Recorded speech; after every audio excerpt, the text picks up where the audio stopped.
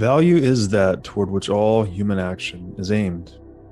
Since money can be redeemed for anything in the marketplace, it gives users pure optionality to acquire anything that they may need as they pursue their goals.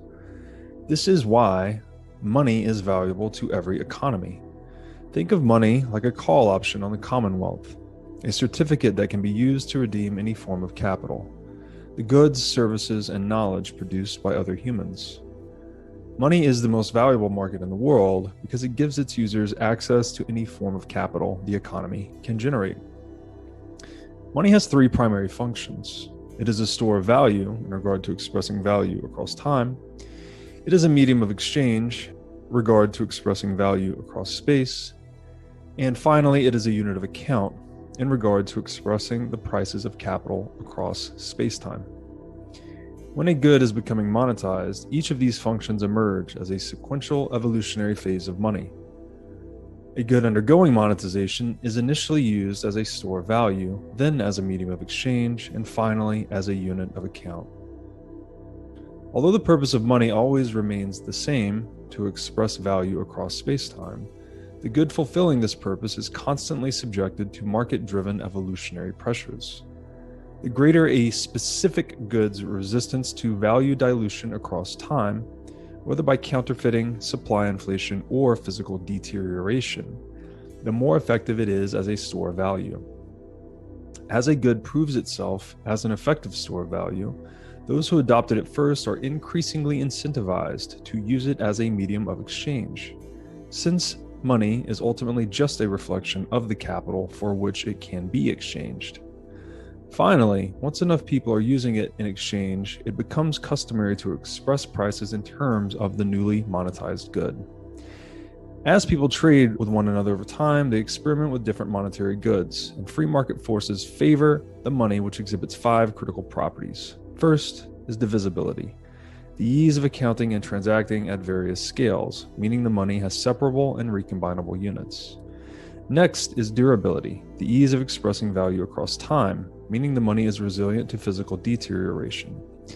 Next is recognizability, the ease of identifying and authenticating the money by counterparties to a transaction, meaning the money is universally verifiable. Next is portability, the ease of securely expressing value across space, meaning the money has a high value-to-weight ratio. And finally, scarcity, the resistance of money to supply manipulations and thus dilution across time, meaning the money must be difficult to produce to successfully store value. Due to the relative advantages competing monetary goods offer, the particular device being used as money changes over time. Throughout history, mankind has employed seashells, salt, cattle, precious metals, and government paper as money, to name a few.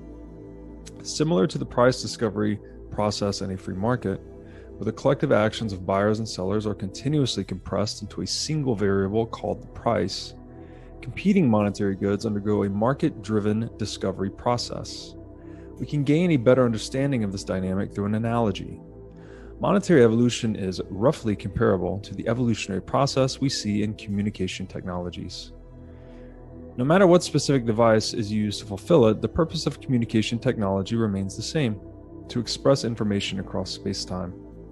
Similar to the market for money, competition is at all times alive among different communication technologies, in which they are subjected to a market-driven discovery process. As newer devices are invented, they are market-tested through competition. Each survives or dies in terms of its relative communication speed, fidelity, reliability, traceability, and mobility. Since communication technologies are useful for only one thing, expressing information across space-time, society tends to adopt the single most superior technology available, a coalescent process that is propelled by network effects. Network effects, defined as the incremental benefit attained by adding a new participant to a network, drive people to adopt a primary form of communication technology. As more people migrate to the latest and greatest technology, it encourages others to do the same, as more network participation exponentially increases the number of possible communication partners. A simple example of this is the telephone. With 2 phones in existence, only one connection is possible. With 5 phones in the network, the number of connections jumps to 10. And with 12 networked phones, the number of connections increases exponentially again to 66, and so on. Since the purpose of communication technology remains the same despite technological advancements, whichever technology is best at fulfilling this purpose has a tendency to become dominant in the marketplace. This tendency, reinforced by network effects, has driven the evolution of communication technologies from carrier pigeons to telegraphs to digital media today. This is due to the winner-take-all or winner-take-most dynamic inherent to many information networks, including those of both the communication and monetary varieties. Similar to the purpose of communication networks, the purpose of money is singular, to express value across space-time. Since money begins first as a store of value, its most important property is scarcity. Naturally, everyone prefers a money that holds its value over time. A money's store of value function is quantified by its stock-to-flow ratio.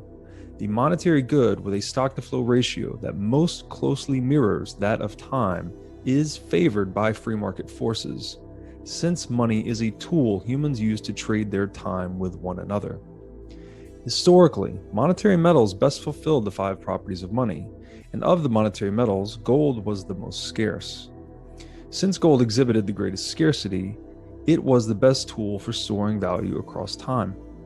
However, since gold is physical and heavy, it lacked portability and therefore was expensive to transport and secure. This limited its utility as money in terms of expressing value across space. By issuing currencies redeemable for gold, banks figured out a way to improve its ability to express value across space.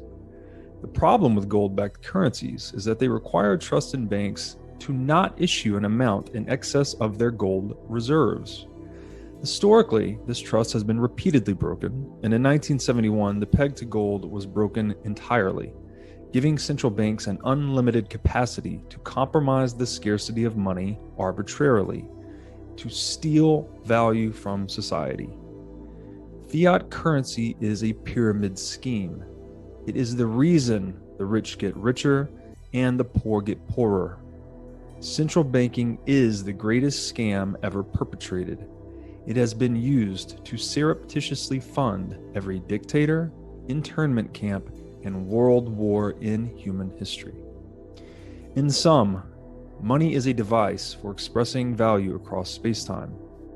Gold was great for expressing value across time, but not space. Fiat currency is great for expressing value across space, but not time. Bitcoin is the only money optimized for expressing value across both space and time.